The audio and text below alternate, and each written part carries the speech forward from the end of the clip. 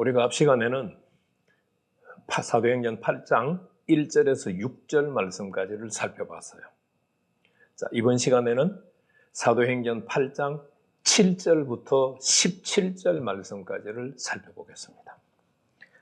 7절은 복음이 그리스도가 전파되는 곳에 표적과 기사가 따랐을 때 어떤 결과가 일어났는가? 우리가 6절에서는 한 마음으로 빌립이 하는 말을 소유했다, 간직했다, 자신의 것으로 만들었다 라고 하는 것을 우리가 생각을 해봤죠. 많은 귀신들이 사람들에게서 떠나는 것을 사마리아 성 사람들이 봤어요. 많은 중풍병자가 치료되는 것을 봤어요. 많은 걷지 못하는 사람들이 걷게 된 것을 봤어요. 우리 한글 성경에서는 많은 중풍병자와 걷지 못하는 자들 이렇게 되어 있으니까 많은이 중풍병자에만 걸리고 걷지 못하는 자에게는 안 걸리는 것처럼 생각하는데 그게 아니에요. follow이라고 하는 이 헬라어가 중풍병자에게도 걸리고 걷지 못한 사람들에게도 걸려요.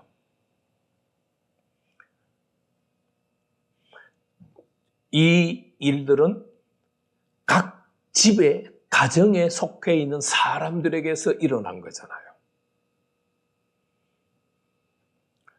제가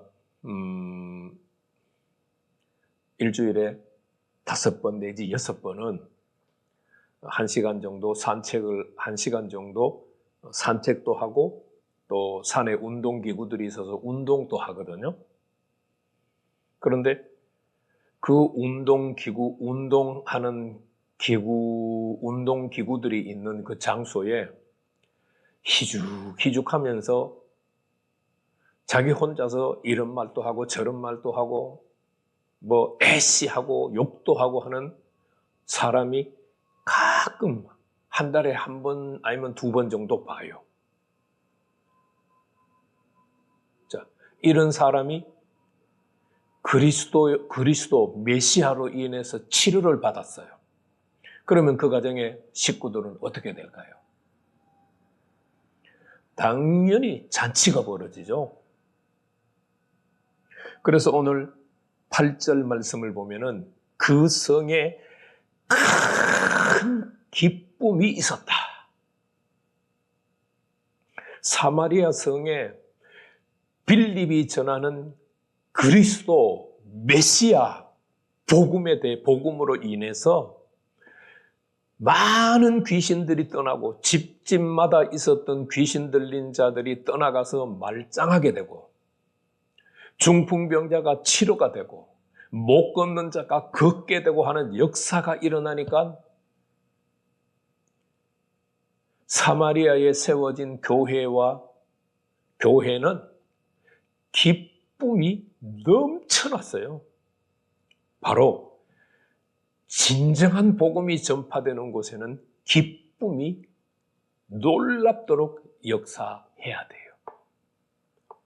로마서 14장 17절 말씀 보세요. 하나님의 나라는 먹는 것과 마시는 것이 아니요 오직 성령 안에서 의와 평강과 희락이라. 평안도 있어야 되지만 희락이라. 기쁨이 있어야 돼요.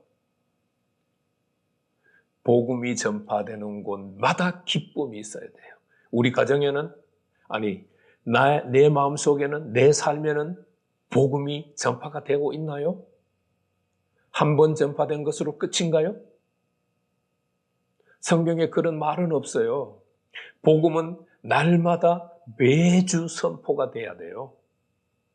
그래서 내 마음속에 기쁨이 넘쳐나고 또 넘쳐나야 돼요. 우리 가정에 기쁨이 넘쳐나고 넘쳐나야 돼요. 그런데 교회를 수십 년 다녔는 가정들마다 기쁨이 넘쳐나는 것이 아니라 걱정과 근심, 낙심과 침체가 가득해요. 그거는 복음의 역사가 일어나지 않고 있다는 것을 보여주는 모습들이에요. 여러분들과 여러분들의 가정에 그리스도가 전파되기를 바라요. 그리스도가 찾아오시기를 바라요. 복음의 역사가 있어야 기쁨이 회복이 돼요.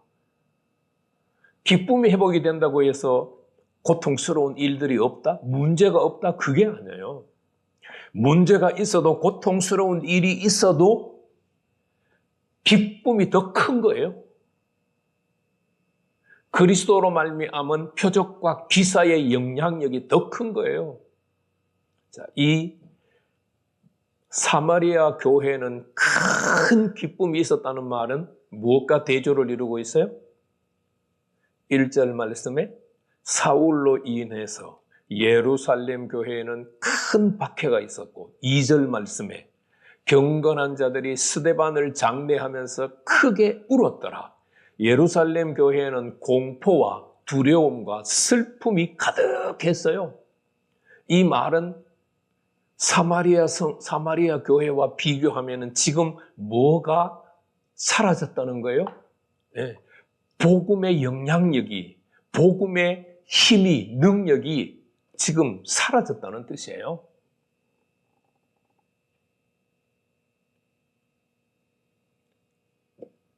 복음이 전파되는 개인, 복음이 전파되는 가정은 놀라운 기쁨의 역사가 당연히 따라와야 돼요.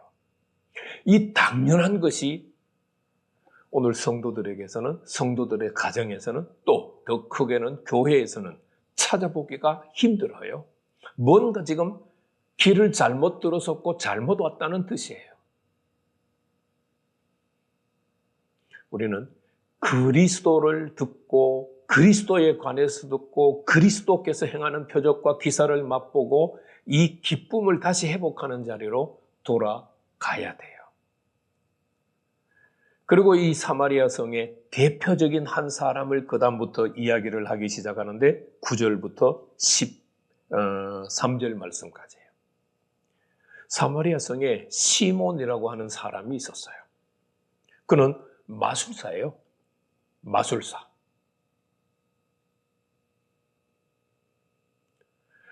마술을 얼마나 잘했는지 사마리아 성 사람들이, 많은 사람들이 시몬을 따랐어요. 그런데 시몬이 12절 말씀 보세요. 빌립이 하나님의 나라와 및 예수 그리스도의 이름에 관하여 전도함을 듣고 사마리아 성 사람들이 믿더라. 그러니까 시몬도 듣고 믿었어요. 그리고는 뭘 했어요? 세례를 받았어요. 자,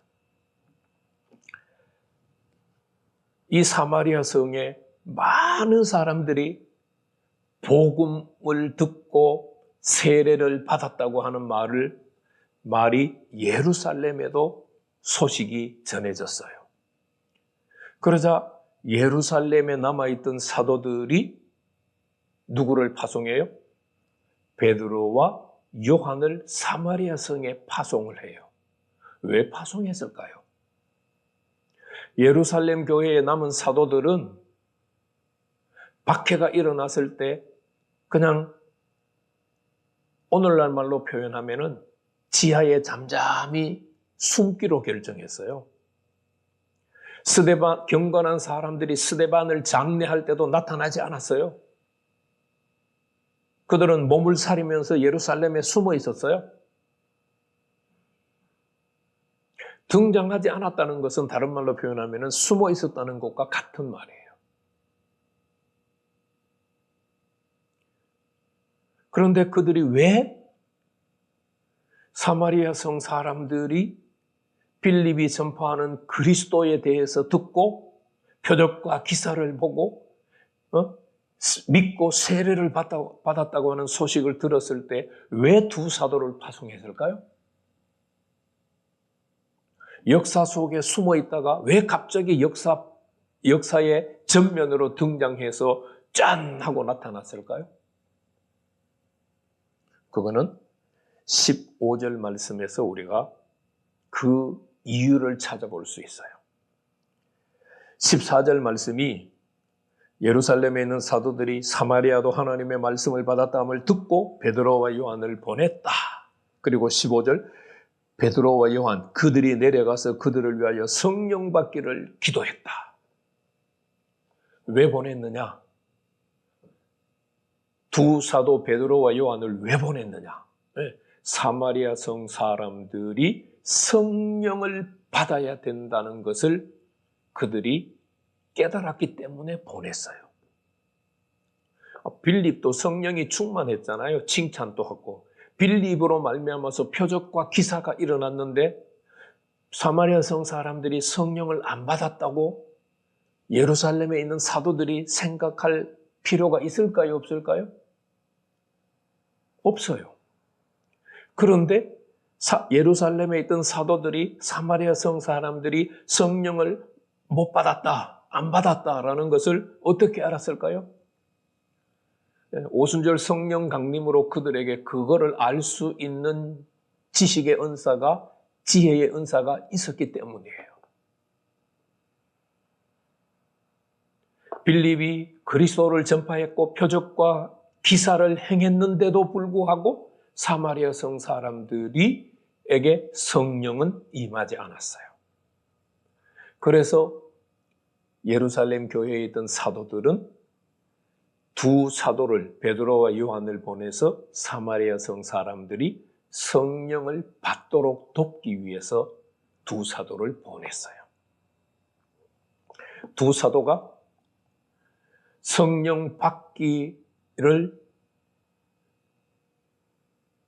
기도했는데 그 수단이 뭐였어요? 안수였어요. 우리는 안수해야 성령이 임한다 이렇게 생각을 하는데 사도행전 8장에서의 안수의 의미는 깨어진 관계가 하나가 되는 연합의 의미를 가지고 있어요. 손을 머리에 얹었다고 하는 말은 이제 당신과 우리는 하나입니다 라는 의미를 가지고 있어요. 성령의 역사는 하나 되게 하는 역사잖아요. 마귀의 역사는 다투고 분열하는 역사예요. 에베소서 4장 말씀을 보셔요. 성령의 하나 되게 하심을 힘쓰라. 그래서 두 사도가 우리 하나가 됩시다 하고 손을 얹었어요. 의미로. 우리는 이제 하나입니다 라고 하는 의미로 손을 얹었어요. 그러자 성령님이 임했어요. 그래서 17절 말씀을 보면 두 사도가 그들에게 안수함에 성령을 받더라. 자, 이 사마리아 성 사람들에게 임한 성령은 어떤 의미일까요? 그 의미를 알기 위해서는 사실은 9절에서 13절 말씀에 시몬을 등장시킨 거예요. 시몬이 마술을 하면서 선풍적인 인기를 끌고 사마리아에서 대장 노릇을 했잖아요. 그런데 빌립이 하나님의 나라와 예수 그리스도에 대한 도를 전하니까 사마리아 성 사람들이 다 듣고 믿고 세례를 받으니까 시몬도 듣고 믿고 세례를 받았어요. 그런데 빌립이 행하는 표적과 기사를 본 것도 놀라운데 베드로와 요한이 내려와서 우리는 이제 하나입니다 하고 머리에 손을 얹자 성령이 임하는 것을 그가 봤어요. 성령이 임하는 것을 어떤 형태로 임했고 성령이 임했을 때 어떤 현상이 나타났는지는 모르지만 시몬이 두 눈으로 그것을 분별할 수 있도록 임했어요. 그러니까 시몬이 나도 손을 얹어서 기도하는 자마다 내가 돈 줄 테니까 나도 손을 얹어서 얻는 자마다 성령이 임하게 해달라고 하니까 베드로가 하는 말이 20절 말씀 보시죠. 베드로가 이르되 내가 하나님의 선물을 돈 주고 살 줄로 생각하였으니 내가 은과 함께 망할 것이다. 바로 성령은 하나님의 선물이에요. 사마리아 성 사람들에게 임한 성령은 하나님의 선물이에요. 사도행전 2장에서 사도들에게 임한 성령은 사도의 직분을 감당할 수 있는 권능이 임한 것을, 권능이 나타난 것을 보여주는 것이에요. 반면에 사마리아 성 사람들에게 임한 성령은 하나님의 선물이에요. 성령이 임한 것도 나타나는 현상에 따라서 의미가 달라요. 자, 두 사도는, 아니, 예루살렘에 남아있던 사도들은 자신들이 열흘 동안 기다려서 성령을 받았어요. 사마리아 성 사람들이 빌립을 통해서 그리스도에 대한, 하나님의 나라에 대한 말씀을 듣고 그들이 믿고 세례를 받았어요. 그래서 사마리아에 있는 사도들은, 예루살렘에 있는 사도들은 사마리아에 있는 성도들도 성령을 받아야 된다라고 생각하는 것이 당연해요. 그들의 경험에 비추어 봤을 때. 우리가 예수를 그리스도로 믿으면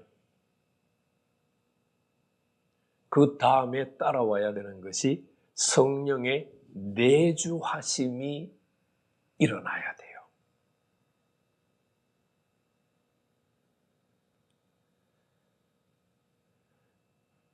내 안에서 내 생각과 내 마음이 나를 다스리는 것이 아니라 내 안에 계시는 성령님께서 내 생각과 내 마음과 내 감정과 내 삶을 다스리는 역사가 일어나야 돼요. 나는 예수를 그리스도로 믿고 세례를 받았는데 과연 성령이 내게 임하셨는가? 차곡차곡 자세하게 한번 돌아보시기를 바라요. 그리고 내게 임한 성령님이 계속해서 내 생각과 내 마음을 다스려가는 영역이 확장되고 있는가도 오늘 이 말씀을 통해서 자세하게 생각해 보시기를 바라요. 성령 충만이라고 할 때 이 충만이라고 하는 단어는 영어에서는 filled with, be filled with라고 번역을 해서 양적으로 채워진다 이렇게 번역을 했는데 filled with가 아니라 지배한다, 다스린다라는 의미로 우리가 이해를 해야 돼요. 성령 충만하다고 하는 말은 성령의 다스림을, 성령의 지배를 받아간다는 말이에요. 생각도 성령의 지배를 받아야 되고, 감정도 성령의 지배를 받아야 되고, 마음도 성령의 지배를 받아야 되고, 우리의 일상 삶도 성령의 지배를, 다스림을 받는 삶이 돼야 돼요. 그게 성령 충만한 삶이에요. 이 성령의 다스림이 있기를 사모하시고, 여러분들이 어떻게 하면 성령 충만을 받을까? 힘쓰고 애써서 성령의 통치를 받는, 다스림을 받는 성도들이 되기를 축복합니다.